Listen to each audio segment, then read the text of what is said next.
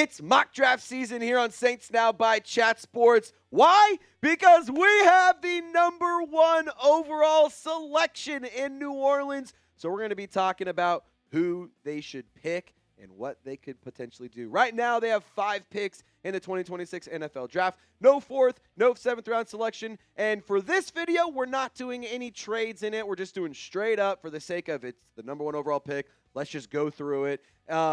I would trade back for what it's worth, and we will do mock drafts later on where we do make trades. But for this one, it's just the picks straight up. So what would you do with the #1 overall selection? If you're the GM, share your thoughts. Are you trading it? Are you keeping it? Who are you selecting? Get in the comment section and be the general manager.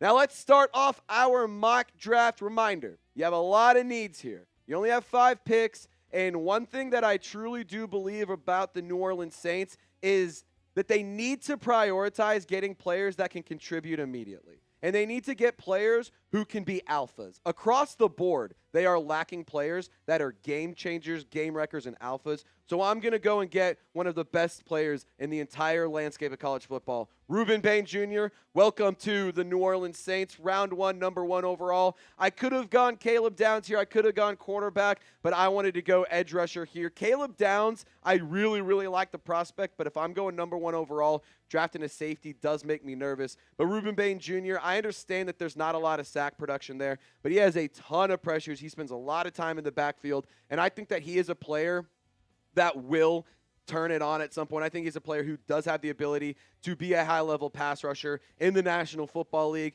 He can do a lot of different things. He can also contribute as a run stopper, and I think that he could be a good player to have opposite of Chase Young for the next handful of years. And like I said, could have gone quarterback. Fernando Mendoza was something I did consider here. But right now, I just don't want to go quarterback first overall.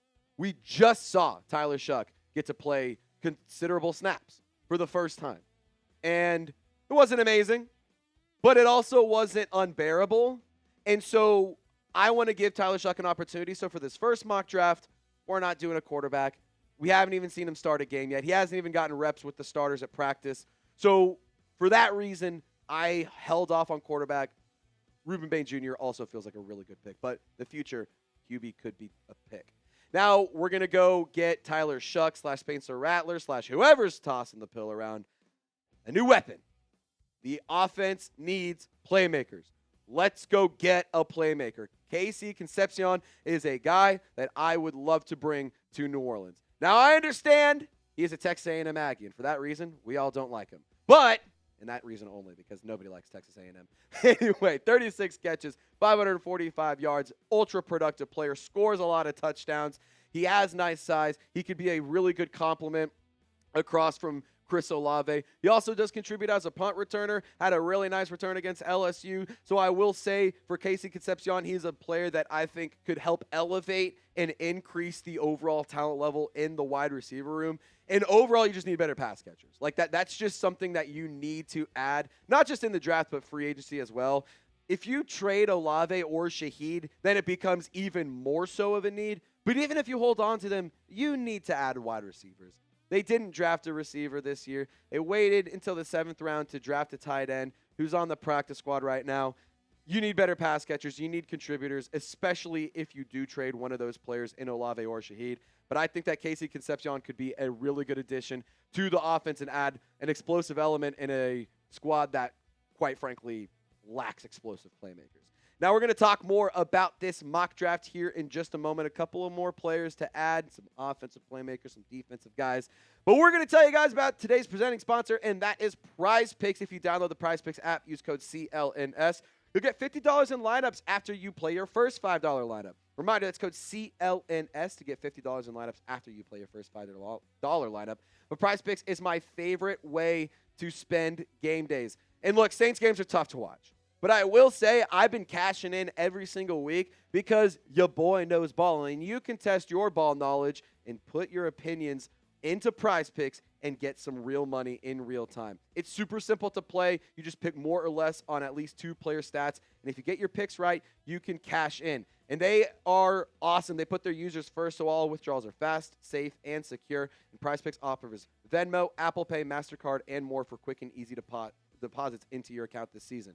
Now, I got an example of how this game works. PrizePicks. I'm going to take more on Jalen Phillips to get a quarter of a sack. I know it's Lamar Jackson. The Dolphins don't get a lot of sacks, but that feels like pretty good value right there. Lamar Jackson, I'm going to do what they call the stacks here. Now, more on the longest rush and also less on the passing yards. The stacks is a new feature that PrizePicks has. I'll tell you about it in a moment, but you put $20 on this lineup, you will win $110.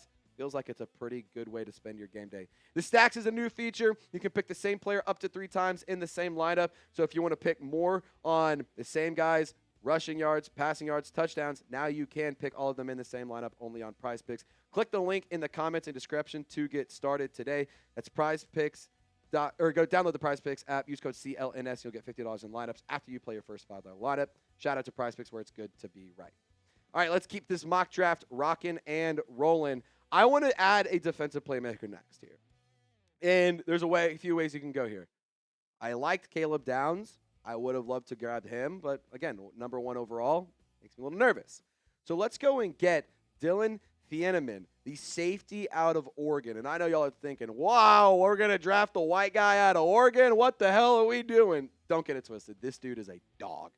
He is a freaky good athlete. He's good versus the run. He's even better in coverage. He can play that like center fielder role in the defense, play deep back. He can manage everything. He can communicate. He's better as a free safety. And I think when you consider Jonas Sanker on the roster as well, he's somebody that could be a good fit because Jonas Sanker has the versatility to play deep or play a little bit closer to the line. And I think that if you do allow Jonas Sanker to do that, he could thrive even more so than he has, but also bring Dillon Thieneman back to play more so in coverage. I did consider going into your offensive line here. I thought that was a pretty big need, but ultimately I decided I would be better off if I'm the Saints GM just adding another defensive playmaker. And look, I understand the defense hasn't been a huge issue, but shore it up. Let's lock it down. Let's make the future bright, and let's get younger, cheaper, and more talented on that side of the football. And don't forget, there are other ways to add to this roster. Free agency is a way that the Saints will fill some holes. They will fill some needs. So that's something else to consider as we continue to go through this draft. Maybe you disagree with the picks that I'm making, but I will say you have other ways to fill out this roster. And the Saints aren't in financial hell going into next season. So we will be doing more mock drafts. We'll be doing more free agency talk. And I want to encourage you to subscribe to the channel for more of this content. We have mock drafts with trades coming soon. Every week, we're pretty much going to be doing a mock draft. So make sure you subscribe to the channel, and we'll have a ton of them before we get to April.